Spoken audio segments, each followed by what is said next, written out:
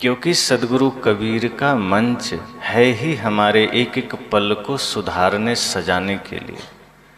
सद्गुरु कबीर के मंच से आप अक्सर वही बातें सुनेंगे जो वर्तमान है, जिससे हमारा वर्तमान सुधरता हो। और सच तो यह है कि जब वर्तमान सुधरता है तो भविष्य खुद सुधर जाता है। संसार में ऐसा है कि अगर किसी की साइकिल खराब हो जाए तो साइकिल बनाते हैं, मोटरसाइकिल खराब हो जाए तो मोटरसाइकिल बनाते हैं, मोबाइल खराब हो जाए तो मोबाइल बनाते हैं। ऐसा कोई नहीं करता कि मोबाइल खराब हुआ तो गाड़ी बनाने चले गए, कि गाड़ी खराब हुआ तो मोबाइल बनाने चले गए। जो खराब होगा उसी को बनाना पड़ता है। लेकिन अध्यात्म में थोड़ा सा गणित उल्टा है। यहाँ सीधा गणित काम नहीं करता, यहाँ थोड़ा सा उल्टा सोचना पड़ता है। अगर आपको भविष्य बनाना है तो वर्तमान बनाना पड़ेगा। अगर आप चाहते हैं कि हमें भविष्य बेहतर करना है तो वर्तमान ठीक कर लीजिए। भविष्य से आप डायरेक्ट मिल ही नहीं सकते, तो जिससे मिलना ही ना होगा उसे ठीक कैसे कर पाएंगे। अगर आपको मृत्यु ठीक करना है तो जन्म ठीक कर लीजिए, जीवन ठीक कर लीजिए। अध्यात्म में थोड़ा उल्टा होता है। यहाँ आप जो अभी ठीक करेंगे ये तो होगा ही, आगे भी ठीक हो जाता है। अभी आप जन्म ठीक करेंगे, मृत्यु खुद ठीक हो जाएगी। अभी आप वर्तमान ठीक करेंगे, भविष्य खुद ठीक हो जाएगा। तो सद्गुरु कबीर का मंच विचारों का मंच है, विवेक का मंच है। यहाँ हमें सद्गुरु संत सिर्फ इतनी सी दृष्टि देते हैं कि हम अपने जीवन में अच्छा या बुरा की समझ कर सकें। सद्गुरु संत हमें सिर्फ वह दृष्टि देते हैं कि हम सत्य असत्य को समझ सकें। सद्गुरु कबीर के मंच से आपको यह नहीं कहा जाएगा कि नहीं यही सत्य है मान लो, फिर तो भ्रम में पड़ जाएंगे। सद्गुरु कबीर के मंच से यह भी नहीं कहा जाएगा कि हाँ भगवान है विश्वास कर लो, या नहीं है विश्वास कर लो। सद्गुरु कहते हैं बस विचार कर लो, खुद पता चल जाएगा। सत्य विचार की वस्तु है, उस पर हम चिंतन करेंगे तो सत्य स्वतः आपके जीवन में आ जाएगा। सद्गुरु कबीर के मंच से यह नहीं कहा जाता कि ये राम है, अपने बच्चे को कहो राम की पूजा करें। ये सद्गुरु कबीर ने कभी यह भी नहीं कहा कि मैं कबीर हूँ तो मेरी पूजा करो, या मुझे अपने बच्चों से कहो प्रणाम करें। सद्गुरु कहते हैं सिर्फ महापुरुषों के आदर्श बता देना बच्चों को, उनके भीतर खुद यह परिवर्तन आएगा कि कौन प्रणाम के लायक है और कौन नहीं है। विचार का मंच है, यहाँ से हमें सोचने समझने विचार करने की शक्ति मिलती है। राम महान क्यों है यह विचार यहाँ किया जाता है। और एक बार अगर बच्चों को यह पता चल गया कि हाँ राम इन वजहों से महान है, तो कभी कोई उसको रोक भी नहीं सकता कि वो राम को ना माने। लेकिन अगर सिर्फ यह सिखाया गया कि नहीं कुछ मत जानो, ये जानो कि राम भगवान है, बस पूजा करते रहो, तो कभी न कभी अगर मन में सवाल खड़ा होगा तो वो राम की पूजा छोड़ भी देगा, राम से नफरत भी करेगा। अगर यह बताया गया कि नहीं ये कबीर हैं बस मानो, सद्गुरु कहते नहीं, यही तो भविष्य बिगाड़ना हुआ, जीवन बिगाड़ना हुआ। ये विचारों का मंच है, यहाँ विचार की बात है, यहाँ समझ की बात है। सद्गुरु कबीर क्यों महान है ये हमें समझना पड़ेगा, जानना पड़ेगा। पिताजी जानते हैं राम महान है, तो ये जानकारी उनके लिए है। पुत्र को अपनी जानकारी इकट्ठी करनी पड़ेगी। पिताजी का अनुभव बेटे का अनुभव नहीं बन सकता, बेटे को अपना अनुभव जागृत करना पड़ेगा। पिताजी ने अनुभव किया कि राम महान है, वे राम को वंदन करते हैं, पर अगर बेटे ने अनुभव नहीं किया राम महान है, तो हो सकता है किसी दिन बेटे ने सवाल भी कर दिया कि राम महान कैसे हो जाएंगे जो अपनी ही पत्नी की अग्नि परीक्षा करा ली, तब क्या जवाब देंगे। इसलिए संत कहते हैं कि कभी भी ये दृढ़ मत करा देना कि हाँ ये महान है, मैं मानता हूं, मेरा अनुभव है, तो तुम भी मानो। सदगुरु कहते हैं अनुभवों पर खुद का अधिकार होना चाहिए। अगर दादाजी का अनुभव है, पिताजी का अनुभव है, तो वो अनुभव बेटे को भी हासिल करने दीजिए, वो विचार उन्हें भी करने दीजिए। जिस दिन बेटे का अपना अनुभव हो जाएगा तो कोई दुनिया भी रोकेगी कि राम को मत मानो, कृष्ण को मत मानो, कबीर को मत मानो, वो रुकेगा नहीं, क्योंकि उसका अपना अनुभव होगा, उसकी अपनी खोज होगी। भगत सिंह को क्यों माने, यह बात अगर पिता जानते हैं तो वो जानकारी बेटे को भी होनी चाहिए। और बेटे के भीतर अगर ये जानकारी आ गई कि भगत सिंह कौन है, तो पूरी दुनिया एक तरफ हो जाए। भले ही लोग उन्हें आतंकवादी कहें, आज भी कुछ वर्ग हैं जो उन्हें आतंकवादी कहते हैं, लेकिन पूरा भारत उन्हें हृदय में धारण करता है। लेकिन जानने के बाद तो सदगुरु कबीर का यह मंच विचारों का मंच है। बात यही है कि यहाँ हमारे जीवन को जगाने के विचार हैं, हमारे जीवन को परिवर्तित करने वाले विचार हैं। अगर यहाँ हम उन विचारों को सुन सके तो हमारा बिखरा हुआ परिवार एकजुट हो सकता है। अगर हम यहाँ उन विचारों को ठीक से सुन सके तो बहुत घंटों बैठने की आवश्यकता नहीं है, एक शब्द से हमारा जीवन बदल सकता है। ये विचार, ये शब्द हमारे जीवन को बदलने के लिए हैं। ये सत्संग हमारे जीवन में परिवर्तन लाने के लिए है। सदगुरु कबीर का मंच विचार के लिए। तो जो कुछ भी हम यहाँ सुन रहे हैं, सुनेंगे, या आगे कहीं भी कबीर मंच होगा, सदगुरु कबीर की वाणियाँ सुनाई जाएगी, वहाँ से यह विचार ही जागृत किया जाता है। व्यक्ति के भीतर सिर्फ इतना किया जाता है कि जैसे आपके हाथ में एक जला हुआ दीपक है और किसी के पास एक बुझा हुआ दीपक है, और आप उसे कहें कि तुम जाओ कमरे से कोई सामान उठा लाओ, और आपने कहा कि जाओ कमरे में कमंडल रखा है उठा लाओ। अंधेरे में वो आपसे पूछेगा किधर है, कहाँ पर है, चौकी पर है, किधर है, कहीं टकरा ना जाऊं। लेकिन जो समझदार होते हैं वे बताने से अच्छा ये समझते हैं कि बस तुम्हारे हाथ में जो बुझा हुआ दिया है, बस मैं तुम्हें जला कर दे देता हूँ, कमरे में जाओ खुद देख लेना। सदगुरु कबीर यही दृष्टि लोगों को देते हैं कि इस संसार में किसी की बातों पर अंधा विश्वास करके चलने से अच्छा है मैं तुम्हें वो चक्षु दे रहा हूं, मैं तुम्हें वो दिव्य दृष्टि दे रहा हूं कि तुम संसार में खुद सही गलत देख सकोगे, कि तुम खुद अच्छा बुरा देख सकोगे। किसी की बातों पर अंध विश्वास करके चलने की आवश्यकता नहीं है। अनुभव करके चलना, खुद देखना कि सत्य क्या है, असत्य क्या है, खाद्य क्या है, अखाद्य क्या है। तो सदगुरु कबीर का यह विचार मंच है जहां हमें जीवन में जागने का अवसर मिलता है, खुद से संसार को भीतर से देखने का अवसर मिलता है। ये ऐसी दृष्टि है जो आपको समझना, महाभारत में संजय को मिली थी दिव्य दृष्टि। कहा जाता है कि वो कुरुक्षेत्र में युद्ध के मैदान में जो कुछ भी होता था वो अंधे को बताता था, धृतराष्ट्र को। सदगुरु कबीर वही दृष्टि हम सबको देते हैं। हम अपने जीवन के रण क्षेत्र में, ये हमारा परिवार संसार एक युद्ध का मैदान ही तो है। रोज न जाने कितने झगड़े हम लड़ते हैं, कितने झगड़ों का हिस्सा बनते हैं, कितने विवादों का हिस्सा बनते हैं। सदगुरु कबीर हमें भी एक दिव्य दृष्टि देते हैं, वो विचार का है, विवेक का है, कि इसे सदैव अपने साथ रखना तो हर एक चीजों में उसकी सत्यता देख पाओगे, हर एक चकाचौंध के पीछे का रहस्य जान पाओगे, हर एक झूठ को समझ पाओगे। तो इसलिए यह सदगुरु कबीर विचार मंच हम सबकी चेतना को जगाने का मंच है। यहाँ जितनी भी बातें होंगी, होती हैं, होती रहेंगी, वो सब जीवन को जगाने की बातें। तो कुछ विचार सदगुरु कबीर की ही वाणी पर जो अक्सर आज समाज में आवश्यक है।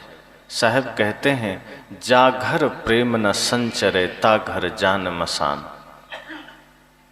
जैसे खाल लोहार का श्वास लेत बिनु प्राण।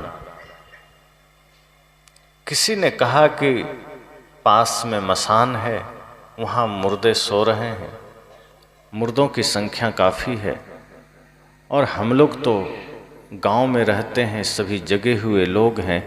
सदगुरु ने कहा कि नहीं नहीं, ये जो तुम गांव जिसे कह रहे हो, ये तुम जिस गांव में रहते हो वास्तव में वहीं मुर्दे लोग रहते हैं। और जहां तुम मुर्दा बता रहे हो वो तो मजबूरी है, वो तो मर ही गया, साधन नहीं है उसके पास। लेकिन असल में तुम जिन घरों में रहते हो अब वो तेरा घर मुर्दा घर बन चुका है, अब वो तेरा घर शमशान घाट बन चुका है। अब सिर्फ तुम श्वास ले रहे हो। ठीक वैसा ही जैसे लोहार के पास एक खाल पहले होता था,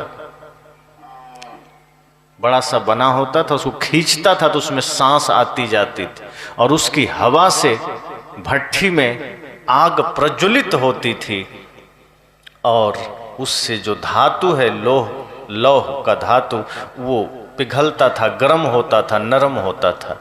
सद्गुरु कहते हैं जैसे खाल लोहार का है, खींचने से श्वास आती है जाती है, बस इतना ही तुम्हारे शरीर में हो रहा है।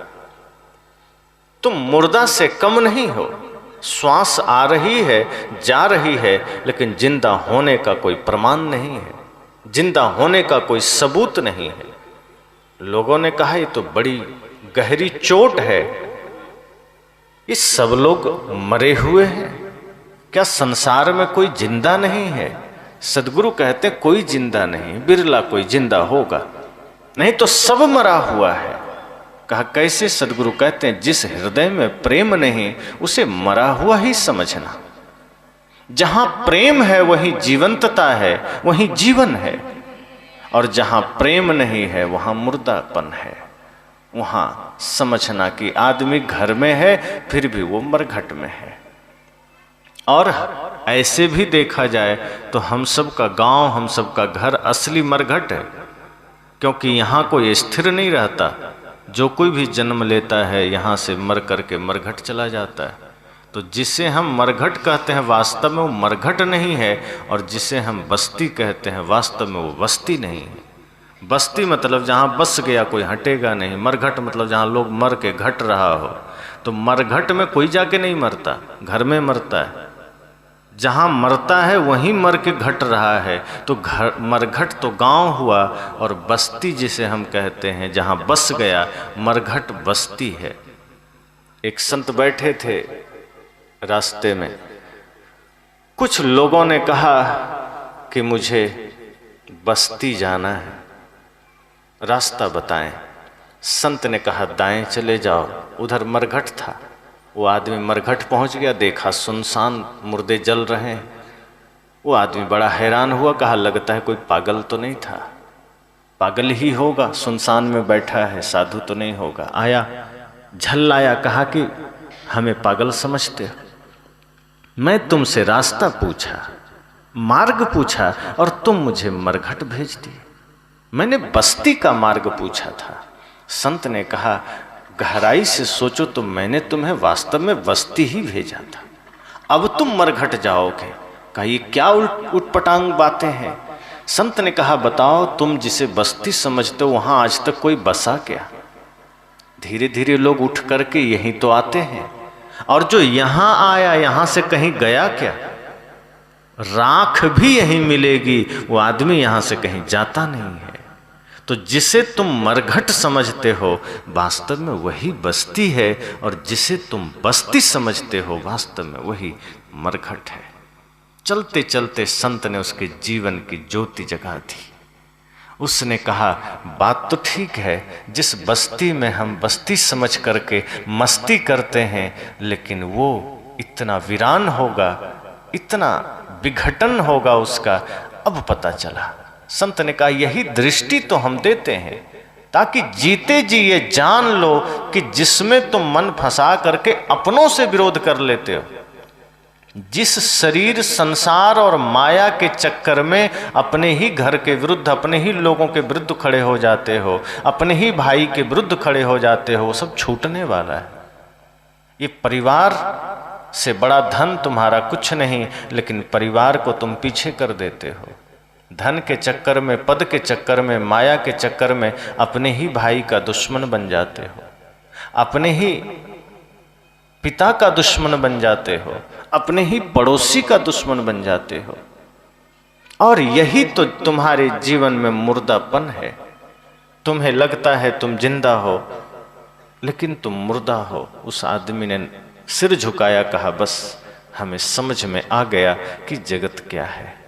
सद्गुरु भी यही कहते हैं कि जिस घर में, जिस हृदय में प्रेम नहीं है, समझना वो मरघट है, वो जिंदा नहीं है। संत तो कहते हैं जिंदा वह आदमी नहीं है जो आदमी सिर्फ बोल रहा है, आंखें खोल रहा है, जो हाथ हिला रहा है, पैर से चल रहा है। सद्गुरु कहते हैं वो जिंदा नहीं है। जिंदा वह है जिसके हृदय में प्रेम है, जिंदा वह है जिसके हृदय में करुणा है, जिसके हृदय में संवेदना है, वह जिंदा है। ये जिंदा होने का प्रमाण है, ये जिंदा होने का सबूत है। अगर आप किसी के दुख को देखकर द्रवित नहीं हुए, आप मुर्दा हैं।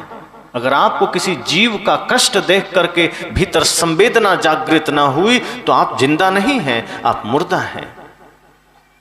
जिंदा होने का प्रमाण यही है कि किसी को पीड़ा में देखा और हृदय में पीड़ा हुई, किसी को कष्ट में देखा और भीतर कष्ट का आभास हुआ। ये गहरा धर्म है। सबसे बड़ा धर्म यही है कि किसी की पीड़ा को देखा और भीतर पीड़ा हुई। और ये हम सद्गुरु कबीर में इतना विराट रूप में था कि हम सोच भी नहीं सकते। इसलिए तो अहिंसा को परम धर्म कहा गया। आप सोचिए, दया को धर्म कहा, सत्य को धर्म कहा, प्रेम को भी कहा। सद्गुरु कबीर ने कहा ना कि जहां दया तहां धर्म। और तुलसीदास जी ने क्या कहा? धर्म न दूसर सत्य समाना। लेकिन सोचिए, जब अहिंसा शब्द की बात आई तब तुलसीदास जी भी सिर पर हाथ रखते हैं कि सत्य को तो मैंने पहले ही धर्म कह दिया है, अब अहिंसा को क्या कहें। तब उन्होंने प्रयोग किया अपनी विद्वता का और अहिंसा के पहले परम शब्द को जोड़ा कि नहीं, सत्य तो धर्म है, प्रेम भी धर्म है, दया क्षमा भी धर्म है, लेकिन जहां अहिंसा है वह परम धर्म है। तब उन्होंने कहा परम धर्म श्रुति विदित अहिंसा, कि ये अहिंसा परम धर्म है, इससे बड़ा कोई धर्म नहीं। और अहिंसा के मूल में करुणा ही है, प्रेम ही है, सत्य ही है। अहिंसा मतलब जहां किसी को भी कष्ट में देखा और भीतर करुणा जागृत हुई, किसी की पीड़ा को देखा और भीतर संवेदना जागृत हुई, किसी छोटे से जीव को भी कष्ट में देखें और आपके भीतर अगर करुणा जागृत हुई तो समझना जिंदा है। इसलिए सद्गुरु कबीर जब यह कहते हैं कि मैं रोवूं इस जगत को मोको रोवे न कोई, तो इसमें उनकी लाचारी नहीं है, विराट अहिंसा करुणा समाया हुआ है। कोई आदमी अपने परिवार के लिए रोता है, कोई बेटे के लिए रोता है, कोई मकान के लिए रोता है, कोई धन के लिए रोता है, बहुत हुआ तो कोई समाज के लिए रो दिया, कोई देश के लिए रो दिया। सद्गुरु कबीर कहते हैं मैं इस जगत के लिए रोता हूं। इतनी विराट करुणा, इतना विराट हृदय। सोचिए, संपूर्ण जगत के लिए प्रेम समाया हुआ है सद्गुरु कबीर के हृदय में। ये साधारण बात नहीं है कि समस्त जगत के लिए चिंता होना। एक एक व्यक्ति के जीवन के दुख को सद्गुरु कबीर कहते हैं ये मेरा ही दुख है। मैंने जिस शांति को पाया है, मैंने जिस आनंद को पाया है, मैं उसी में संपूर्ण विश्व को देखना चाहता हूं। इसलिए जब तक एक भी इंसान दुखी है, मेरे आंखों में आंसू रहेंगे, मेरे हृदय में पीड़ा रहेगी। और यही पीड़ा बुद्ध को भी लोगों के बीच लेकर आई, वरना बुद्धत्व को पा लिए एकांत रहते, चुपचाप बैठते। लेकिन जब परम शांति को पाया और तब जगत के कष्ट का अनुभव हुआ कि मैं भी इसी संसार में रहकर बहुतों कष्ट झेला है, मैंने भी कष्ट पाए हैं, ये संसार भी कष्ट पा रहा है, ये संसार भी पीड़ा का अनुभव कर रहा है। अब मैंने शांति पा लिया है, अब ये शांति सिर्फ मेरी नहीं, ये जगत का है। और एकांत छोड़ करके बुद्ध लोगों के बीच आए वही पीड़ा लेकर आई, वही करुणा लेकर आई। जो पूर्ण अहिंसा में स्थित हो गया वो जगत की पीड़ा को देखकर द्रवित होगा ही होगा, वो जगत के दुखों को देख करके द्रवित होगा ही होगा। तो बुद्ध भी द्रवित हुए, महावीर भी द्रवित हुए, और सदगुरु कबीर ने तो कह ही दिया कि मैं रोऊं इस जगत को, कि मैं जगत के लिए रो रहा हूं। किसी ने कहा आपको क्या चिंता, जगत दुख है में है तो है। सदगुरु ने कहा ये जगत मेरा ही है, मैं इससे असंग हूं, लेकिन मैं लोगों को दुखी नहीं देख सकता। मेरे हृदय में सिर्फ इतनी ही भावना है कि समस्त संसार सुखी हो जाए। इसलिए तो साहब ने कहा कि चक्की चलती देख कर दिया कबीरा रोए, दो पाट भीतर आए कि साबुत गया ना कोई। ये भी उनकी करुणा का ही प्रमाण है, ये भी उनके प्रेम का ही प्रमाण है। समस्त सृष्टि से प्रेम है सदगुरु कबीर को। अब लोगों ने तो समझा कि कबीर पागल हो गए कि चक्की देख करके रो रहे हैं। अरे चक्की तो बूढ़ी माता हर दिन चलाती थी। अब पहले मशीन तो नहीं था कि मशीन चले, चक्की पर ही आटे पीसे जाते थे, उसी में बेसन पीसते थे लोग। जो भी पीसना हो, दाल बनाना हो, चक्की में ही होता था। जिसको जाता बोलते हैं उसी पर होता था। सदगुरु कबीर ने देखा कि एक बूढ़ी माँ चक्की चला रही है, रोने लगे। लोगों ने समझा सदगुरु कबीर लगता है पागल हो गए। अरे चक्की चलने से कोई रोता है? ये तो रोज चलती थी, ये बूढ़ी माँ का काम ही है चक्की चलाना, ये हर दिन चलाती थी, आज ही इनको रोना क्यों आया? लोग इकट्ठे हुए, कहा क्या हुआ? कहा चक्की चलती देखा तो रोना आ गया। लोगों ने कहा पागल हुआ, चक्की कोई आज थोड़े चल रही है, तो सदियों से चल रही है। और ये बूढ़ी माता कोई अकेले चक्की चला रही है? कितनी बूढ़ी माताएं चक्की चला रही है, कितना रोएंगे आप? इतनी ही देर में फिर सदगुरु कबीर थोड़ा हंसे। लोगों ने कहा लगता है सच में साहब पागल हो गए, ये रो रहे हैं फिर हंस रहे हैं। लोगों ने कहा कि राज क्या है, मामला क्या है? साहब ने कहा ये चक्की को मैंने देखा तो मुझे रोना आया, लेकिन रोना इसलिए आया कि इस चक्की को देखा, ये चक्की प्रतीक बनी। वास्तव में चक्की से कोई एलर्जी मुझे नहीं है, कोई पीड़ा मुझे नहीं है, इस चक्की के वजह से नहीं रोया, लेकिन इस चक्की को देखा तो मुझे कुछ और याद आ गया। जैसे आप कई बार कुछ चीजें देखते हैं तो आपको कोई उस चीज को देखने से कुछ अपना कुछ घटना याद आ जाती। सदगुरु ने कहा कि मैंने इस चक्की को देखा तो मुझे भी कुछ याद आ गया। कहा क्या? कहा मुझे ये जगत रूपी चक्की का ध्यान आ गया। कहा मतलब? कहा देख रहे हो इस चक्की को, इसमें अनाज डालते हैं तो बीच में खूंटा है, कील, और कील के ही पास अनाज डालने की जगह है। उसमें अनाज डाला जाता है और जैसे ही चक्की घुमाई जाती है वो सारे अनाज जा करके पिस जाते हैं। बस वही देख करके मुझे इस जगत की चक्की का ध्यान आ गया। लोगों ने कहा तो मतलब? कहा ये जो संसार है, ये जो विश्व है, ये जगत है, ये भी एक चक्की समझना, और इसमें भी दो पार्ट हैं, एक जन्म है एक मृत्यु है। इस जन्म और मृत्यु रूपी दो पार्ट में सारे जीव पिस रहे हैं, सब लोग मरे जा रहे हैं, सब लोग काल के गाल में जा रहे हैं। मुझे यही देख करके रोना आ गया, यही देख करके मेरी व्यथा बाहर आ गई। मेरे भीतर इसी को देख करके संवेदना जागृत हो गई। लोगों ने कहा ये तो सोचने वाली बात है, हमने तो सोचा ही नहीं था कि हम सब भी इस जगत रूपी चक्की में पिसे जा रहे हैं। हमें तो लगा कि आप साधारण सी चक्की देखकर रोए। सदगुरु ने कहा इतना नादान तो नहीं कि मैं ये पत्थर की चक्की को देखकर रोने लगूं। मुझे याद आया इस जगत की चक्की की, और मैंने यह देखा, ये अनुभव किया कि सारे जीव जन्म और मृत्यु के पाट में पिसे चले जा रहे हैं, कोई बच नहीं रहा है। तो लोगों ने कहा सदगुरु जी, हे सदगुरु, ये तो फिर दुख की बात है कि हम सब पिस रहे हैं और फिर आप हंसे क्यों? तो सदगुरु कबीर कहते हैं यही तो बात है। वो जो बीच में कील होती है, जिसके चारों ओर चक्की घूमती है, कभी कभी ऐसा होता है कि उस कील के पास कुछ दाने बच जाते हैं, वो पिसते नहीं हैं। जो दाने कील के निकट रह जाते हैं, उसी के आसपास चिपके रह जाते हैं, वो पिसने से बच जाते हैं। और जो बाहर जैसे ही दूर गया वो पिस जाता है। तो जो कील से चिपका रह गया वो नहीं पिसा, वो बच गया।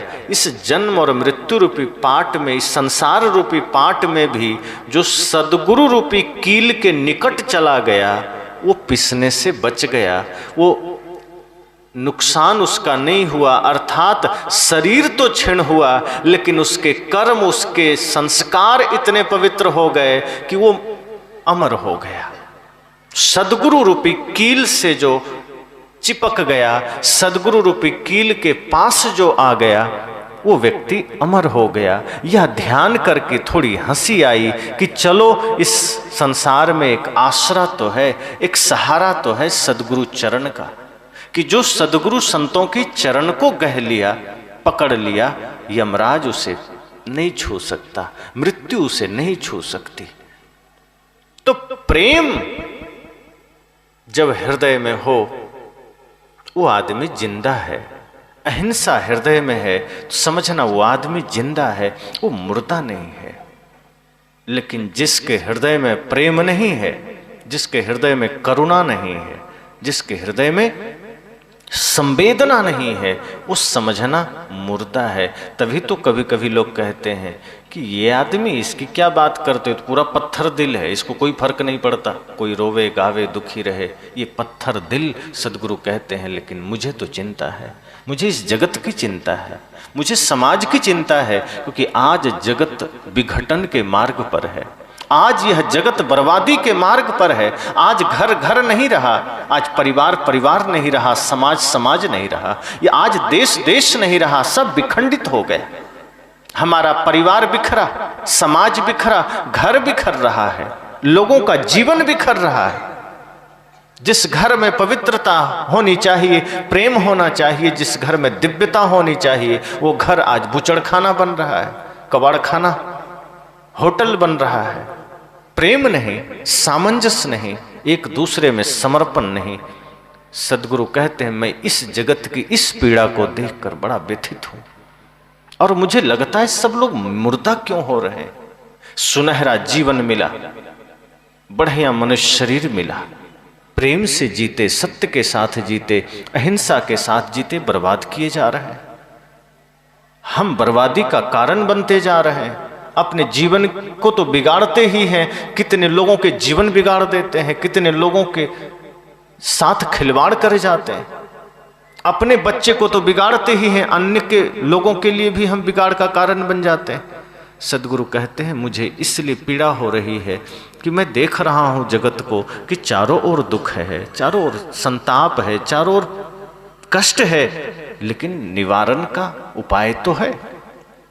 दुख इस बात का है कि सभी लोग दुख में हैं, पीड़ा इस बात की है कि सभी लोग पीड़ित हैं, लेकिन थोड़ी सी खुशी इस बात की है कि निवारण का उपाय मौजूद है। मान लीजिए कोरोना आया, सब त्राहिमाम करने लगे, भागने लगे, क्या करें क्या करें, कोई रास्ता नहीं। लेकिन जैसे ही थोड़ा सा कुछ पता चला कि काढ़ा आदि के सेवन से बचा जा सकता है, इम्यूनिटी पावर बढ़ा लेने से बचा जा सकता है, थोड़ी सी राहत लोगों को मिली कि चलो अब गिलोय पीना शुरू करें। जो आदमी कभी गिलोय नहीं पीते थे वो भी खोज रहे हैं गिलोय कहाँ मिलेगा, कहाँ मिलेगा। एक संभावना मिली, एक भरोसा हुआ कि इसके वजह से शायद हम बच सकें, अपने को बचा सकें, अपने परिवार को बचा सकें, और हुआ भी। और अब किसी को भय नहीं। सदगुरु कहते हैं मैं भी संसार की पीड़ा को देखकर पीड़ित हुआ, मैं लोगों के दुख को देखकर दुखी हुआ, लेकिन जब मुझे लगा कि मार्ग है, उपाय है, इस पीड़ा से बचा जा सकता है, इस दुख से बचा जा सकता है, थोड़ा सुकून मिला। लेकिन जब मैं लोगों को देखता हूं कि उस उपाय को कोई करने को राजी नहीं, प्रेम के मार्ग पर चलने को राजी नहीं है, समर्पण के मार्ग पर, भक्ति के मार्ग पर कोई चलने को राजी नहीं। सब शरीर को बिगाड़े चले जा रहे हैं। मुर्दा बन के जीने में ही लोगों को आनंद है। बिना प्रेम के, बिना सत्य के, बिना भक्ति के जीने का ही मजा लोग ले रहे हैं। और वो मजा नहीं, वो कब सजा बन जाए कोई नहीं जानता। सदगुरु कहते हैं इसलिए मुझे पीड़ा है, लेकिन मैं चाहता हूं कि सभी लोग जिंदा बने, कोई मुर्दा ना रहे, सभी लोग जीवित बने। शरीर में हाथ पांव का हिलना जिंदा नहीं होना। हम भोजन कर रहे हैं, बोल रहे हैं, आंखें हिल डुल रही है, जगत को हम देख रहे हैं, लेकिन हमारे भीतर कोई संवेदना नहीं, कोई प्रेम नहीं, कोई करुणा नहीं। किसी के दुख को देखकर हृदय द्रवित होना तो छोड़िए, किसी को दुख में देख करके हम प्रसन्न हो रहे हैं। किसी के दुख को मिटाने का भाव तो नहीं है, लेकिन किसी को दुखी करने का भाव है। किसी के उजड़े हुए घर को बसाना तो छोड़िए, बसे हुए घर को उजाड़ने में लगे।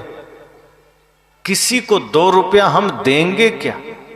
आज तो भिखारियों के कटोरे में चोरी होने लगे। यही देश हमारा है, जहां पहले जो कुछ भी शरणागत में कोई आया, कोई भी आया, हम उसे दे देते थे। कोई भी कह दिया कि हम आपके शरण में आए हैं, तो हमारे देश के लोग इतने महान हुआ करते थे कि अपना शरीर का अंग भी दान कर देते थे। राजा शिवी ने एक पक्षी की जान बचाने के लिए अपना शरीर का अंग भी दान कर दिया। पन्नाधाय ने राजा के उत्तराधिकारी पुत्र को बचाने के लिए अपनी संतान को ही आगे कर दिया कि ये चला जाए तो कोई हर्ज नहीं, लेकिन राजा का संतान चला गया तो राज्य का क्या होगा।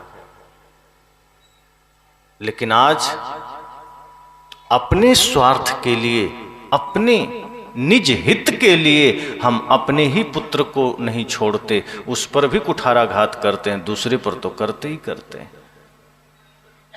हम दूसरे के प्राण लेने के लिए हम किसी हद तक चले जाते हैं। अपने स्वार्थ के लिए हम कुछ भी, किसी को मारने पर उतारू हो जाते हैं। दान तो क्या ही करेंगे। मैंने कहा ना कि आज भिखारियों के भी कटोरे सुरक्षित नहीं हैं। बेचारे डरते रहते हैं कि कौन हाथ मार ले, कब कहाँ से कौन चोरी कर ले। ये वही देश है जो दान धर्म की महिमा गाता था। ये वही देश है जो दुनिया को देने का मार्ग सिखाया कि दो लो नहीं। और आज हर कोई डरा हुआ है, कब कौन किससे क्या ले लेगा, छीना झपटी हो जाएगा, कहाँ क्या हो जाएगा कोई नहीं जानता। तो हम किस मार्ग पर जा रहे हैं?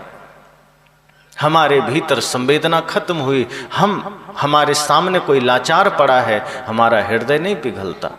माँ बाप दुखी हैं, हृदय नहीं पिघलता, दूसरे को तो छोड़ दीजिए। इतनी सारी समस्याएं हमारे देश में आ रही है। माताएं रो रही है, पिता रो रहे हैं।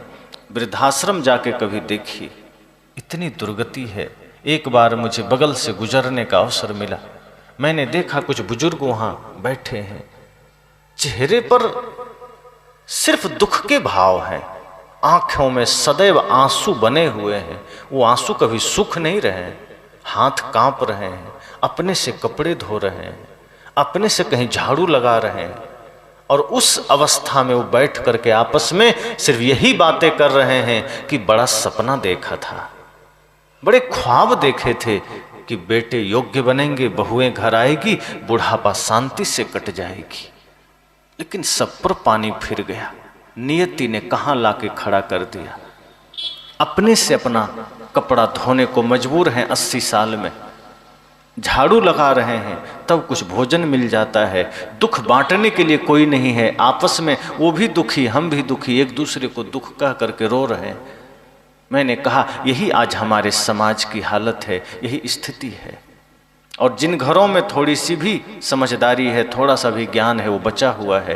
लेकिन आने वाली पीढ़ियों को अगर हमने अपना ज्ञान स्थानांतरित नहीं किया, जैसे आज के जनरेशन के पास जो ज्ञान है, अगर वो युवाओं के पास नहीं गया, युवाओं से फिर बच्चों में नहीं गया, तो समझना आने वाला भविष्य बहुत दर्दनाक होने वाला है। आगे आने वाला समय बहुत खतरनाक होने वाला है। सदगुरु कहते हैं ये बात 500 साल पहले कि जागर प्रेम न संचरे। ध्यान देना, जब भी हृदय से प्रेम विदा होगा वो घर मरघट की भांति होगा, अपना ही घर काटेगा, अपने ही लोग काटने दौड़ेंगे। वो परिस्थितियां मरघट से ज्यादा नहीं लगेगी। अपने बढ़िया बने बनाए घर में रहोगे, लेकिन पिता बनकर के भी आप पुत्र का प्रेम नहीं पाएंगे, बहू का प्रेम नहीं पाएंगे, और वो घर आपको लगेगा जैसे मैं मरघट में आ गया। सदगुरु कहते हैं वो मरघट जीती जी अगर महसूस हो रहा है तो समझना मनुष्य होने का क्या अर्थ हुआ। घर तो प्रेम से सजना चाहिए। एक पर्दे कम लगे कोई बात नहीं, टाइल्स सस्ते लग जाएं कोई बात नहीं, गाड़ी सस्ती हो कोई बात नहीं, लेकिन घर की सजावट प्रेम से करना। अगर उस घर में प्रेम है तो उससे सौंदर्य किसी और चीज का नहीं। बाहरी सौंदर्य तो विनसने वाला है, बाहर की खूबसूरती तो नष्ट होने वाला है। आप शरीर की ही सुंदरता को देखिए, आज है कितने दिन रहेगी। आज अगर शरीर सुंदर है, 10 साल के बाद थोड़ा सा कम होगा, 20 साल के बाद और कम होगा, 50 के पार जाते ही शरीर सूरत सब बिगड़ जाएगा। जगह जगह जो ब्यूटी पार्लर्स बने हैं, 1-2 घंटे के लिए खूबसूरती प्रदान करने की जगह, तो 1 घंटे तो सुंदर बन जाएंगे, लेकिन बाकी समय 1-2 घंटे के बाद वो सुंदरता उतर जाएगी। सदगुरु कहते हैं अपने विचारों को सुंदर बना लो, अपने कर्म को सुंदर बना लो, अपने आचरण को सुंदर बना लो। सदगुरु कहते हैं मैं गारंटी लेता हूं युगों युगों तक वो सुंदरता कभी नहीं उतरेगी। ये बाहर की सुंदरता, बाहर का रूप ये ढलेगा, ये बाहर की सजावटें ढलेगी, बिखरेंगी, लेकिन जिस दिन तुमने हृदय में प्रेम धारण कर लिया, जिस दिन तुमने हृदय में भक्ति सेवा श्रद्धा धारण कर लिया, युगों युगों तक तुम्हारा नाम, तुम्हारी खूबसूरती बनी रहेगी। आज मीराबाई नहीं है, उनके सौंदर्य की चर्चा है, आचरण के सौंदर्य का, शरीर नहीं। शरीर तो नश्वर है, ये सुंदर हुआ तो क्या हुआ, ये बदसूरत भी हुआ तो कोई हर्ज नहीं, लेकिन अगर आचरण सुंदर हो गया, कर्म सुंदर हो गए, तो वो खूबसूरती शाश्वत खूबसूरती है, वो कभी मिट नहीं सकती। सदगुरु कहते हैं कर्म को सुंदर बना लेना, मन को सुंदर बना लेना। जिस दिन तुमने हृदय में प्रेम धारण किया, सत्य धारण किया, भक्ति धारण किया, कर्म सुंदर हो जाएंगे। और ये सत्संग रूपी ब्यूटी पार्लर में संभव है। और यहाँ जिसने अपने जीवन को सुंदर बना लिया वो कभी कुरूप नहीं हो सकता, और उसकी पूजा होती है। इसलिए माता शबरी पता नहीं सुंदर थी कि नहीं, ये पता नहीं, किसी ने पूछा कि वो सुंदर है कि नहीं। किसी हीरोइन का नाम आता है तो लोग पहले सोचते हैं अच्छा वो सुंदर है, लेकिन जब भक्तों का नाम आता है, संतों का नाम आता है, सती साध्वियों का नाम आता है, वीर वीरांगनाओं का नाम आता है, तो हम सिर्फ उनके आदर्श को स्मरण करते हैं और श्रद्धा से शीश झुका देते हैं। सोचो उनकी सुंदरता कितनी महान है। तो जब भी विदुर जी का नाम आता है हम शरीर को याद नहीं करते हैं। जब भी माता शबरी का ख्याल आता है, माता सीता का ख्याल आता है, हम उनके शरीर का ध्यान नहीं करते हैं, हम उनके कर्म को स्मरण करते हैं और श्रद्धा में झुक जाते हैं। सोचो शरीर सुंदर हुआ तो क्या हुआ, वो तो मिटना ही है, रोक भी नहीं सकते। शरीर की सुंदरता ढलेगी, मिटेगी। और वैसे भी विज्ञान कहता है 7 वर्ष में सबका शरीर बदल जाता है, सारे परमाणु बदल जाते हैं। 70 साल अगर आपकी आयु है, आप 7 बार बदल चुके, अब क्या करना। शरीर तो बदलेगा, वो तो परिवर्तित होगा, लेकिन जिस दिन कर्म सुंदर हो गया जीवन सदा शाश्वत हो जाएगा, अमर हो जाएगा। सदगुरु कहते हैं इसलिए जीवन में प्रेम धारण करना। अगर बाहर कुछ भी कमी रह जाए चिंता की बात नहीं, कपड़े साधारण हो चिंता की बात नहीं, लेकिन अगर आचरण साधारण रह गए तो समझना मनुष्य जन्म को कौड़ी के भाव बेच दिया। यह मनुष्य जीवन को सदगुरु ने हीरा से तुलना किया है कि भजन बिना नर बावरे तूने हीरा जन्म गमाया। ये जीवन तुम्हारा हीरा से कम नहीं, कीमती ही समझना, उससे भी कीमती। लेकिन अगर इस हृदय में प्रेम धारण न किया, इस हृदय में सत्य धारण न किया, इस हृदय में भक्ति धारण न किया, तो साहब कहते फिर मरघट समझना, फिर मुर्दा हो गया, घर मुर्दा हो गया, जीवन मुर्दा हो गया, फिर चलता फिरता शमशान घाट। अगर कोई आदमी क्रोध में जीता है, समझना वो चलता फिरता मरघट है, वो जिंदा नहीं है। सत्संग आपके जीवन में जीवंतता लाता है, जागृति लाता है, आपको शाश्वत बनाता है। इसलिए सदगुरु कबीर का यह मूल मंत्र याद करना। एक व्यक्ति ने कहा, सदगुरु कबीर का मूल ज्ञान क्या है और किस पंथ में मिलता है? कबीर पंथ में भी कई पंथ हैं। तो एक ने कहा कि कबीर साहब का मूल ज्ञान क्या है और किस पंथ में मिलता है।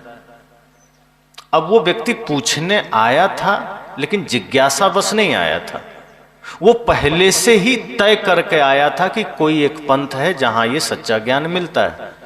दरअसल वो रामपाल का शिष्य था और उसके मन में ये पहले ही तय था कि रामपाल जी ही मूल ज्ञान देते हैं और उन्हीं को कबीर साहब ने मूल ज्ञान दिया है, और वो गुप्त है, वो कोई नहीं जानता। मैंने कहा कि आप ही बताएं। कहा, कबीर साहब का जो मूल ज्ञान है वो अभी गुप्त है, कोई नहीं जानता, ये बाकी जितने गुरु हैं सब भटका रहे हैं। तो मैंने कहा, कबीर साहब ने कोई गाली दी थी क्या जो अब तक गुप्त है, जो कोई नहीं जाना? भाई अच्छी बातें गुप्त क्यों है? और सदगुरु कबीर का कोई मूल ज्ञान पर्सनल रामपाल जी को दिए कबीर साहब। अच्छी चीजें तो लोग बांटना चाहता है, अच्छी चीजें तो जन जन में फैलाना चाहता है। आप कभी प्रार्थना करते हैं, आप इतना भाव से करते हैं कि कोई सुन ले तो कोई हर्ज नहीं, लेकिन अगर आप शांत अवस्था में हैं, सत्संग में हैं और आप चाहेंगे कि आप गाली जोर से दें, मन में आ भी रहा होगा दबा लेंगे, भले ही क्रोध की अवस्था में आप गाली जोर से दे देते हैं, लेकिन अभी सत्संग में बैठे हैं और गाली का मन करे तो कौन है जो खड़ा होकर गाली देना चाहे? वो जानेगा कि गलत चीज है, दबा के रखो, छिपा के रखो। मैंने कहा, सदगुरु कबीर का पहली बात तो याद रखना कि अलग से पर्सनल कोई मूल ज्ञान नहीं है। सदगुरु कबीर का एक एक वचन मूल ज्ञान है, एक एक शब्द मानवता को बदलने वाला है, एक एक ज्ञान इंसान में प्रेम भरने वाला है, एक एक ज्ञान संपूर्ण सृष्टि को एक सत्य अहिंसा प्रेम के मार्ग पर लाने वाला है। और जिनका ज्ञान एक एक शब्द सामर्थ्य रखता हो समस्त सृष्टि में दया क्षमाशील संतोष लाने का, अर्थात समस्त सद्गुणों को जागृत करने का, तो एक शब्द मूल ज्ञान हो गया। दूसरा क्या हो गया? ज्ञान में भी कोई थर्मामीटर लगाओगे कि सदगुरु कबीर का 4 दोहा मूल ज्ञान हुआ, 4 दोहा नहीं हुआ, तो क्या सदगुरु कबीर ने उटपटांग बातें भी लिख दी? मैंने कहा, सदगुरु कबीर का एक एक शब्द मूल ज्ञान है, और जब हम उनके एक भी शब्द को जीवन से जोड़ लेते हैं तो समझ जाना कि हमने उनके बताए हुए मार्ग से अपने जीवन को सजा लिया, उनके बताए हुए शब्द से हमने अपने कर्म को सजा लिया। चाहे वाणी की बात हो, चाहे कर्म की बात हो, चाहे इंद्रिय की बात हो, 3 साधन हमारे पास है, मन, वाणी और इंद्रियां। हम बोल करके किसी का दिल दुखाएं, बोल करके अपना मुख गंदा करें, चाहे इंद्रियों से गलत कर्म करें, चाहे मन से गलत चिंतन करें। सदगुरु कहते हैं इन 3 साधन को पवित्र कर लो। मन से सुंदर चिंतन करो, वाणी से पवित्र शब्द बोलो और इंद्रियों से पवित्र कर्म करो। और ध्यान रहे कि जैसे ही आप वाणी की शुद्धि करते हैं, आपके मुख से निकला हुआ हर शब्द प्रार्थना बन जाता है। फिर अलग से प्रार्थना करने की आवश्यकता नहीं रह जाती कि मंदिर जाकर के ओम नमः शिवाय करेंगे तो ही प्रार्थना होगी। तमेव माता च पिता तमेव बंधुश्च सखा। मंदिर में गए तो तमेव माता च पिता, और अपने माता पिता के सामने गाली गलौज। तो सदगुरु कहते हैं नहीं, मन निर्मल हुआ, मन पवित्र हुआ तो तुम्हारे मुख से निकला हुआ हर शब्द प्रार्थना है। इंद्रियां पवित्र हुई तो इंद्रियों से किया गया हर कर्म पूजा है। और मन पवित्र हुआ तो हर चिंतन ध्यान है, आत्मचिंतन है। इसलिए साहब ने कहा कि ध्यान रखना, यह जीवन बड़ा नश्वर है, इसे व्यर्थ ना गंवाना, प्रेम से जीना, आपस में प्रेम रखना। पता नहीं जिनसे बैर कर रहे हो कब बिछुड़ना हो जाए, और जब कोई बिछुड़ जाता है तो हम याद करते हैं बड़े अच्छे लोग थे, झूठ मूठ के झगड़ा ठाने रहे। इसलिए साहब कहते नहीं, ध्यान रखना, जब संत आपके द्वार आए, गुरु आपके द्वार आए, यही लक्ष्य लेकर आते हैं कि आपके बिखरे हुए जीवन को सूत्र में बांध सकें, एक घर को स्वर्ग बना सकें, आपका घर मंदिर बन सके, दो टूटे हुए दिल को एक कर सकें। अगर दो भाई के बीच कोई विवाद है, संत कोशिश करते हैं कि दोनों का विवाद सुलझ सके, दोनों एक सूत्र में बंध सकें। यही तो जीवन का मूल लक्ष्य है, यही तो जिंदा होने का सबूत है। हम जीते जी मर जाते हैं, अर्थात शरीर हिलडुल रहा है और हम मुर्दे के समान जी रहे हैं। जहां जीवन मुर्दे के समान बना, वहां हमारा घर, हमारा जीवन नरक बना। एक ने कहा कि मरने के बाद क्या होता है, संत ने कहा वो तो बाद की बात है, कोई गया नहीं और आया नहीं लौट के बताने की क्या होता है। तुम जिंदा हो, पहले ये सोचो कि जिंदा रहते हुए तुम जिंदा हो।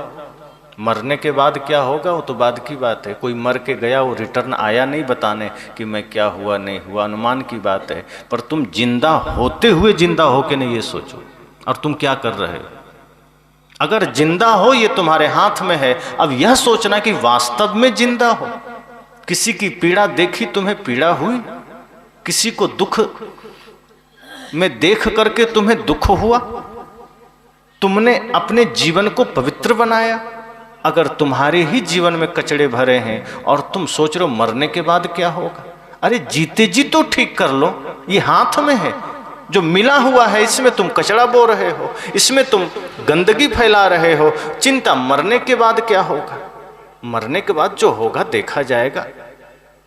जीते जी जीवन मिला है, भाई से बैर है, हाथ जोड़कर क्षमा मांग लेना। पिता से कोई अनबन है, पिता से क्षमा मांग लेना। दो व्यक्ति जब झगड़ा करता है किसी वस्तु को लेकर, किसी बात को लेकर, उस बीच में इतनी सी बात होती है कि वो झगड़ा धन के लिए नहीं होता, वो झगड़ा होता ही प्रेम को नष्ट करने के लिए।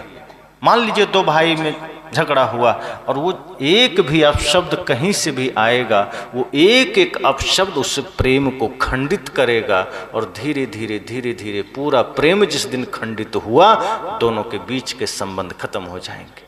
फिर वो एक दूसरे के प्राण के प्यासे बनेंगे, एक दूसरे के विरोधी बनेंगे। एक घटना कहूँ याद आ गई, बातों को विराम दूंगा। दो भाई थे, एक साथ दीक्षा लिया गुरु से, बड़ा प्रेम। गुरुजी जब दीक्षा दिए तो दोनों साथ बैठ करके गुरुजी की सेवा किए। गुरुजी को जलपान कराया, भोजन कराया, पद प्रक्षालन किया, आरती किया, भेंट पूजा किया, सब किया। फिर भोजन का समय हुआ, गुरुजी को खिलाया, खुद भी एक ही थाली में परोस करके दोनों खाया। उसके बाद गुरुजी चले गए। 5-7 वर्षों के बाद पुनः बड़े भाई ने गुरुजी को बुलाया कि गुरुजी पुनः सत्संग करने आइए। गुरुजी आए, सत्संग हुआ, आरती हो गई, सारी प्रक्रिया हुई। गुरुजी ध्यान नहीं दिए जाता, लेकिन जब भोजन का समय हुआ और गुरुजी के लिए भोजन लाया गया, तब गुरुजी ध्यान दिए, अरे तुम्हारा एक छोटा भाई भी तो था, वो कहाँ है? बुलाओ उसे, कहीं गया है क्या? उस आदमी ने कहा नहीं, कहीं नहीं गया है, बगल में ही रहता है। का बुलाओ से, का नाम मत लीजिए उसका, आप भोजन करिए। गुरुजी ने कहा नहीं, पहले भाई को बुलाओ। क्या बात है? कहा गुरुजी आप भोजन करिए, छोड़िए उस नालायक को। गुरुजी ने कहा अरे ऐसी बात, वो भाई है तुम्हारा, उसे इस भाषा में बोल रहे हो? कहा गुरुजी आप भोजन करिए, उसका नाम मत लीजिए। तब कहा हम दोनों में 5 सालों से बोलचाल बंद है, हम बात नहीं करते हैं। मैं उधर नहीं जाता हूं, वो इधर नहीं आता है, कोई लेना देना नहीं। अगर दिख जाए तो मैं पश्चाताप करता हूं कि कैसे उसका मुंह दिख गया। गुरुजी ने कहा एक ही माता पिता ने से जन्म लिए हो, और इतना नफरत, इतनी घृणा। कहा गुरु जी ज़्यादा बात मत बढ़ाइए, चुपचाप भोजन करिए, हमें भी भूख लगी, हम भी खाएंगे। गुरु जी ने कहा क्या तुम्हें ये लग रहा है कि मैं तेरे द्वार खाने आया हूं? तुम यह सोच रहे हो कि मैं भोजन करने आया हूं? तुम गलतफहमी में हो कि कोई संत तुम्हारे द्वार भोजन करने आते हैं। अरे भोजन तो शरीर की एक छोटी सी जरूरत है जो कहीं भी पूरा हो जाएगा, लेकिन अगर कोई संत, कोई गुरु तुम्हारे द्वार आते हैं तो तुम्हारे द्वार को पावन करने आते हैं, तुम्हारे जीवन के कलुषित विचार को निकालने आते हैं, तुम्हारे सूने बिखरे घर को ठीक से सजाने आते हैं, स्वर्ग मंदिर बनाने आते हैं। और मैं अगर यहाँ आया हूं तो जो मैंने 5-6 वर्ष पहले देखा है कि दोनों भाई मिलकर के मेरी सेवा किए थे, दोनों मिलकर के मुझे भोजन कराए थे, दोनों एक साथ एक थाल में परोस कर खाए थे, आज वो दृश्य मैं नहीं देख रहा। मुझे पीड़ा है कि मेरे आगमन के बाद, मेरी दीक्षा के बाद भी तुम अपने भाई से विरोध कर गए। बात क्या हुई? कहा कुछ नहीं, बहुत अकड़बाज है, सुनता नहीं है कोई बात, छोटी छोटी बात में झगड़ा हो जाता है, छोटी छोटी बात में सुनाने लगता है, मैं बड़ा हूं। संत ने कहा यही तो घमंड है तुम्हारा, कि बड़ा हो इसका घमंड होगा कि छोटा क्यों कहेगा, वो छोटा भाई है क्यों सुनाएगा। कहा तो बड़ा भाई हूं, कैसे सुन लूं? कहा क्यों? बड़ा हो तो आदमी ही तो हो, भाई ही तो है, कह दिया तो क्या हो गए। कहा गुरु जी क्या करें अब? कहा जाओ उसे बुला के लाओ। कहा आपको लगता है वो आएगा? बहुत अकड़बाज है। कहा पहले तो मुझे तुम ही अकड़बाज लग रहे हो, उसको तो मैं नहीं देखा अभी, पहले तुम तो ठीक हो जाओ, शायद वो ठीक हो जाए। कहा मैं क्या करूं, वो आएगा नहीं। कहा पहले ही तुमने तय कर लिया नहीं आएगा, तब तो पक्का नहीं आएगा। पहले तुम तो ठीक हो जाओ मेरे सामने, तुम तो विनम्र बन जाओ, तुम तो निर्मल बन जाओ, आगे उसकी बात देखेंगे। तो मैं कैसे बुलाऊं? 5 साल हो गए, बातचीत ना हुई, देखा भी ठीक से नहीं, कैसे जाऊं? संत ने कहा पहले अपने अकड़ को नीचे करो, जो घमंड तुम्हें भीतर है कि मैं बड़ा, गलती उसकी, ये भाव मिटाओ और यह सोचो कि हो सकता है तुमने भी गलती किया हो। किसी भी विवाद में यह मत सोचिए कि इस विवाद का वजह सामने वाला है। अगर शांति चाहते हैं, एक सूत्र याद रखना कि अगर घर में कोई झगड़ा हो जाए, कोई विवाद हो जाए, जीवन में कोई समस्या आ जाए, ये समझना कि हो सकता है इस झगड़े का वजह मैं भी हूं, हो सकता है इस समस्या का कारण मैं भी हूं, समाधान हो जाएगा। लेकिन जैसे ही आपने सारे दोष सामने वाले पर टाल दिया, आप कभी बदल नहीं सकते और सामने वाला कभी झुकेगा नहीं। तो संत ने कहा कि ये समस्या का समाधान तो हो सकता है, पहले तुम खुद को ठीक कर लो। कहा तो बताइए रास्ता क्या है? वो आएगा नहीं। कहा फिर तुम जिद धर लिया, आएगा नहीं। तुम ऐसा करो, जाओ और छोटे भाई का चरण पकड़ लेना। ये तो अहंकार सामने आ गया। कहा अब तो और उल्टी बात आप कर रहे हैं, ये कोई संभव है? हम बात ही नहीं करना चाहते, आप चरण छूने की बात कर रहे हैं। वो तो आप आ गए हैं, वरना जरूरत पड़ता पैर पकड़ के फेंक देते। गुरु जी ने कहा मूर्ख, यही सीखा तुमने? तुम पूजा करते हो राम की, पूजा करते हो कृष्ण की, और अब तक मन में इतनी घृणा, इतनी नफरत। गुरु जी ने डांटा, समझाया, समझा। उसने कहा अपने अहंकार को नीचे धरो और जाओ, एक बार पैर छू लेना। कहा कि ये तो बहुत अजीब लग रहा है, छोटे भाई का पैर कैसे छूऊंगा, वो भी इतने दिनों से बात नहीं हुई, थोड़ा झगड़ा हो गया। गुरु जी ने कहा ये बताओ, जब वो छोटा था, तुमसे बचपन की बात याद करो, तब तुमने कभी उसका पैर छुआ था?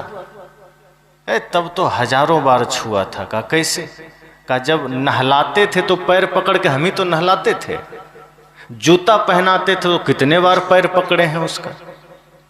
पैर में तेल लगाते थे तो भी पैर पकड़े हैं। गोद में लेते थे तो पैर तो हमारा हृदय पर रहता था, हम कितने बार गोद लिए हैं। गुरु जी ने कहा सोचो, वो तुम्हारा छोटा भाई है, तब तुमने कितने बार पैर पकड़े, तब अहंकार सामने नहीं आया, तब तुम में उसमें प्रेम देखता था कि छोटा भाई है, पैर पकड़ो, हाथ पकड़ो, कोई हर्ज नहीं, खुशी से पकड़ा। यही सोचकर अभी पकड़ लेना। इतना समझाने के बाद वो आदमी चला, लेकिन अहंकार फिर भी सामने आ जा रहा था। फिर भी किसी तरह मन को समझाते हुए निकला। छोटा भाई आंगन में ही बैठा अखबार पढ़ रहा था। ये निकट जैसे ही उधर गया, छोटे भाई की नजर पड़ी। वो देखता है बड़ा भाई चला आ रहा है, पहली बार 5 साल के बाद। उसके भीतर भी कुछ संवेदना जगी। वो भी जो अब तक मौन था, चुप था, लगा कि बड़े भैया का चरण मेरे द्वार के तरफ। खुद को धीरे धीरे रोक न पाया। चला था, अभी दूर ही था, लेकिन उसके चलने का भाव की तरंग पहले पहुंच गई हृदय में। आप जिस भाव से चलते हैं उस भाव की तरंग दूसरे के हृदय में पहले पहुंच जाती है। ये चीजें वैज्ञानिक है। आप जो सोचते हैं, जो करते हैं, जो बोलते हैं, उसकी तरंग पहले दूसरे को तरंगित कर देती। छोटे भाई के हृदय में भी बड़े भाई के आने की तरंग हृदय तक पहुंच गई। आंखों ने देखा बड़े भाई चले आ रहे हैं। धीरे धीरे हड़बड़ाने लगा कि अब क्या करें। अखबार रखा, तब तक भाई निकट आ चले थे। ये खड़ा हो गया, बड़े भाई और पास आ गए। अब आ करके बिल्कुल वो पैरों में झुकने ही वाले थे कि उनसे पहले छोटा भाई पैरों में गिर पड़ा। रोक नहीं पाया। 5 साल के बाद ये दृश्य पैदा हुआ। ये झुका, बड़े भाई ने दोनों बाहें पकड़ के उठाया, गले से लगाया। 5 साल से जमा हुआ कचरा आंसू के साथ बह गया। जो भी शिकवा शिकायत थी, जो भी हर्ष शोक था, जो भी अवसाद थे, जो भी नफरत घृणा थी, आंसू बहे, निकल गए। हृदय से हृदय मिला।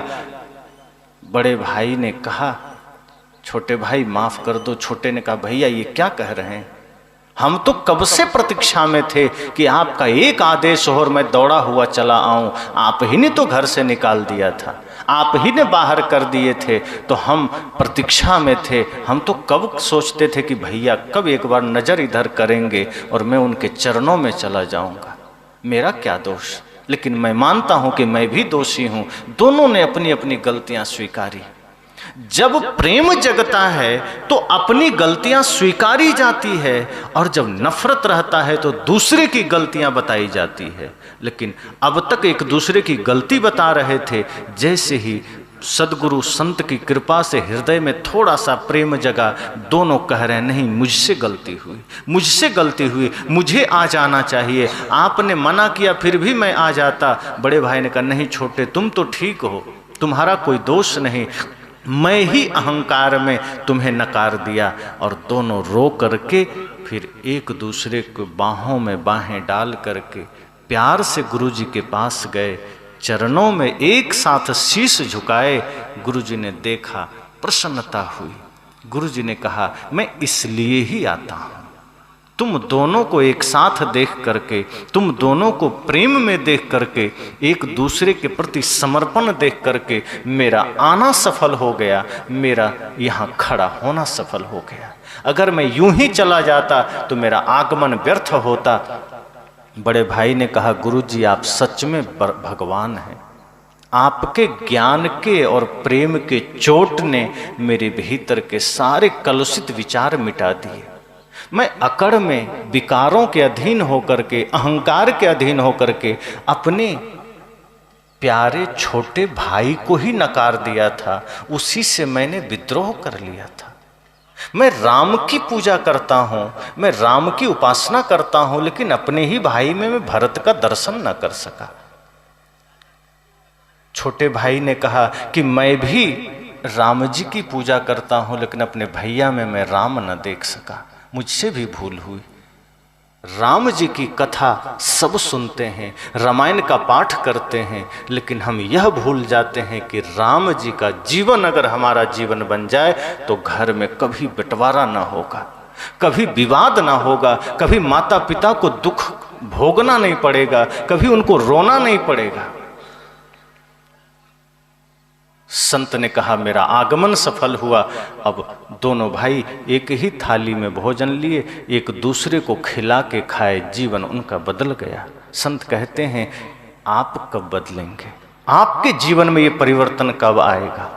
राम की कथा सुनते सुनते, कृष्ण की कथा सुनते सुनते भी अगर जीवन की व्यथा न मिटी, वो कथा सुनना व्यर्थ ही तो है।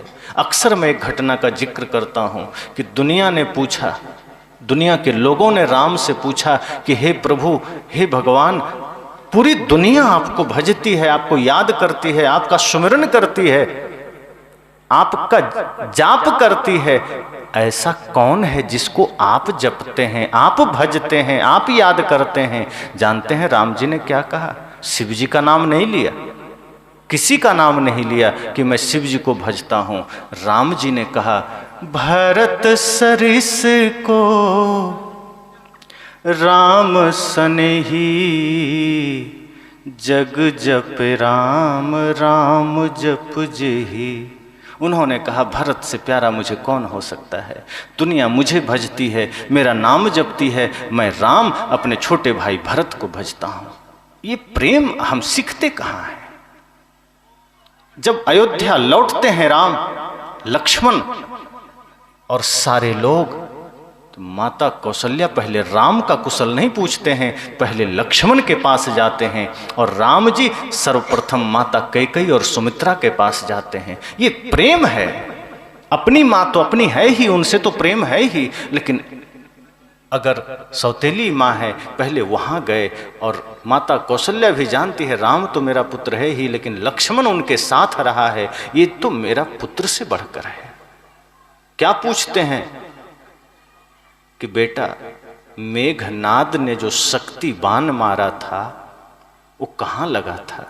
लक्ष्मण जी ने दिखा दिया अपने पेट के दाएं साइड कि यहां लगा था मां। घाव बड़ा गहरा हुआ होगा, बड़ा जख्म बड़ा हुआ होगा। लक्ष्मण जी ने कहा, लगा तो बहुत जोर से था। तब मां ने एक सवाल किया कि बेटा दर्द कितना हुआ था?